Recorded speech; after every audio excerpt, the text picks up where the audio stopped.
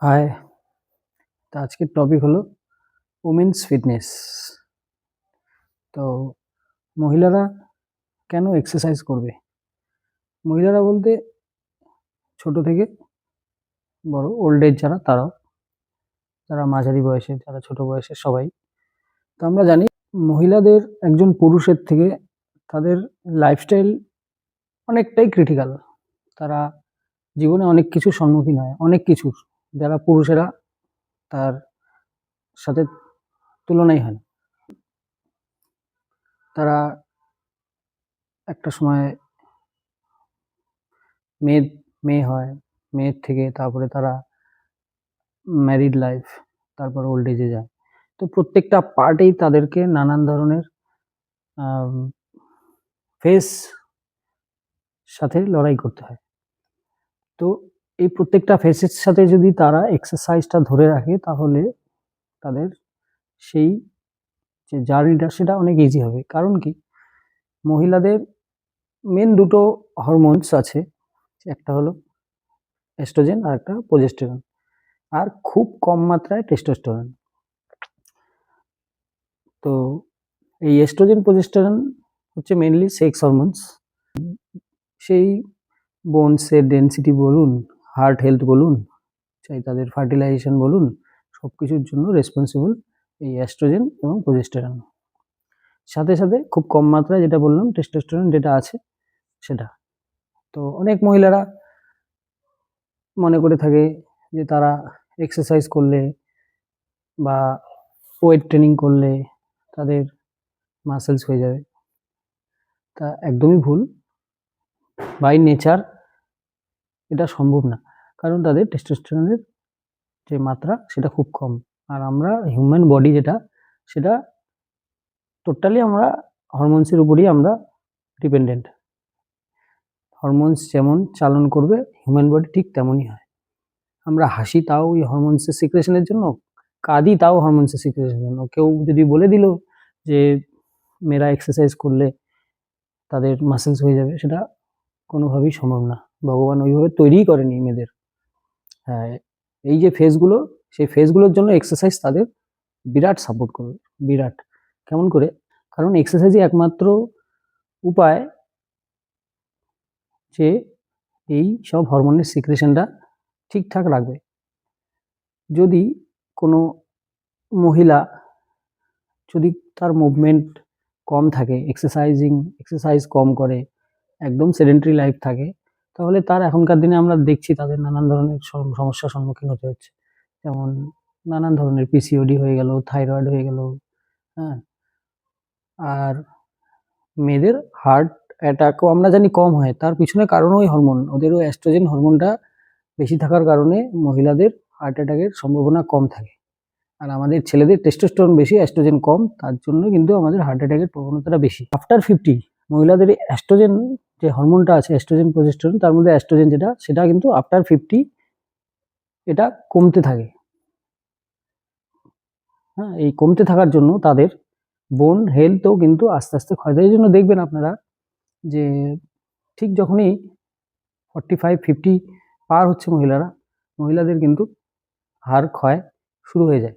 বেশিরভাগই মহিলা যারা আছে তাদের কোমর ব্যথা, হাঁটু ক্ষয়, এগুলো নিয়ে কিন্তু এটা একটা কমন প্রবলেম মহিলাদের। তার কারণ ওটাই যে 50-র পরে কিন্তু এই অ্যাস্ট্রোজেন, প্রোজেস্টেরন এগুলোর সিক্রেশন কম হয়ে যায়। পিসিওডি আজকের ডেটে খুব কমন মানে রোগ হয়ে গেছে পিসিওডি নাম শুনেই আজকের ডেটে অনেকেই ভয় পেয়ে যায়। অনেকের কাছে আমি এও শুনেছি যে পিসিওডি হলে বিয়ে দিয়ে দেওয়া হোক, ব্লা ব্লা ব্লা, আরও অনেক কিছু। তো ভয় পাওয়ার কিছু নেই। পিসিওডি একটা হরমোনাল ডিসব্যালেন্স, সেটা কারণ ওই অ্যাস্ট্রোজেন হরমোন, সেটার সিক্রেশন ঠিকঠাক না হওয়ার জন্যই কিন্তু এই সমস্যাটার সম্মুখীন হতে হচ্ছে। তো একটু এক্সারসাইজ করো, আধা ঘন্টা করে দিনে এক্সারসাইজ করো, ফ্যাট পার্সেন্টেজটা লো রাখো, এই সমস্যাটা কিন্তু থাকবে না। এই সেডেন্টারি লাইফস্টাইলের কারণেই কিন্তু আজকের ডেটে পিসিওডির এত মানে ধুন্ধুমার। একটু এক্সারসাইজ করো, বাড়িতে করো, জিমে এসে করো, মাঠে যাও, যেখানেই যাও, একটু আধা ঘন্টা 1 ঘন্টা একটু বডিটাকে একটু মুভমেন্ট দাও, ব্যাস কমপ্লিট। এটার থেকে যদি তোমরা মুক্তি না নাও, এখন তোমাদের নেক্সট জেনারেশন কিন্তু আরও ভুগবে। যারা যারা ভাবছো যে কোনো সমস্যা না, এটা সমস্যা। একটু এক্সারসাইজ করো, একটু মুভমেন্ট করো শরীরে, আর একটু জাঙ্ক ফুড থেকে দূরে থাকো। একটু ফল খাও, গ্রিন ভেজিটেবলস খাও, হ্যাঁ, গুড কোয়ালিটি ফুড নাও, ব্যাস এনাফ। নিজের হেলথ তোমাদের নিজের কাছে। তোমরা সবাই আজকে ডেটে শিক্ষিত, তোমরা একটু জিনিসটা নিয়ে চিন্তা করো। ভয় পেলে কিন্তু সেই জিনিসটা আরো বেশি তোমাদের কাছে, আরো অনেকে ভয় দেখাবে, এটা সেই হ্যান ত্যান, নাথিং এলস, অনলি একটা হরমোনাল ডিসব্যালেন্স, যেটা তোমরাই ঠিক করতে পারো নিজে নিজেই। শুধু একটু সময়, কারো 2 মাস 3 মাসেও হয়ে যেতে পারে, কারো বছর লাগতে পারে, কিন্তু হবে কিউরেবল 100% কিউরেবল।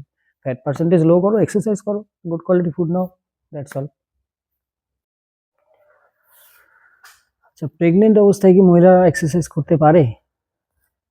হ্যাঁ, নিশ্চয়ই পারে, কিন্তু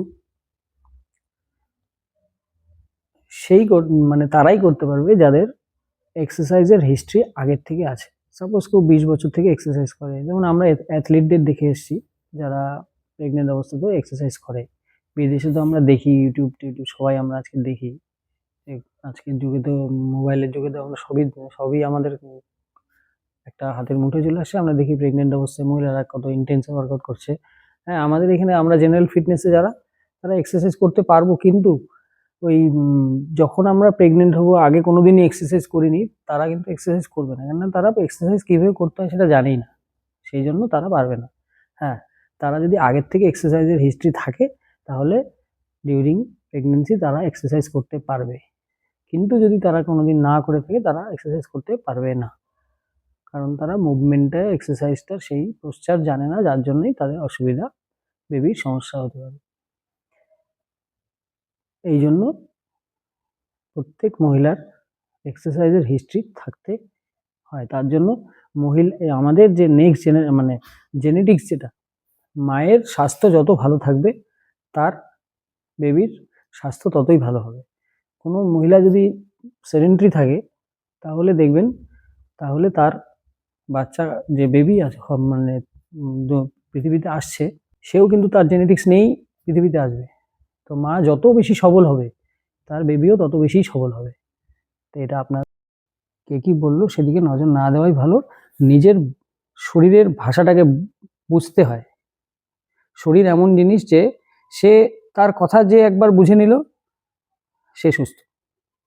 আর আমরা জানি শরীরের ভাষাটাই, আমরা সব সময় সাইন দেয় আমাকে শরীর, যে কোনো দিন যদি একটু এক্সারসাইজ করি কেমন লাগে, আর এক্সারসাইজ যদি না করে থাকি কেমন লাগে। এটা আপনারাই বিচার করুন। Thank you.